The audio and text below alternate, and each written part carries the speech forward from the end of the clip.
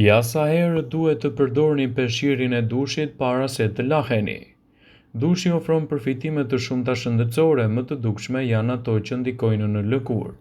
Dushi mund të pastrojë dhe hidratojë lëkurën tuaj dhe ta shpëtojë atë nga bakteriet e padëshiruara. Sidoqoftë ajo që bën më pas, pasi të fikni dushin, e rrezikon të zhbëjë një pjesë të madhe të punës suaj.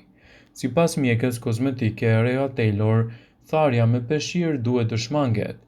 Reziston dëshirës për të fërkuar lëkurën tuaj të lagur me një peshqir kur dilni nga dushi. Në vend të kësaj përpiquni të lini të thahet vetë, këshilloi ajo. Ekspertët këshillojnë që peshqirin e dushit të mos e përdorni të paktën më shumë se 2 herë. Lënia e lëkurës të mbrojtur nga bakteri do të jetë një mundësi e shkëlqyer. Është e rëndësishme që peshqirin e dushit ta përdorni një herë nga njëra anë dhe një herë nga ana tjetër dhe më pas ta çoni për ta larë, pasi vetëm kështu do të mbroni lëkurën.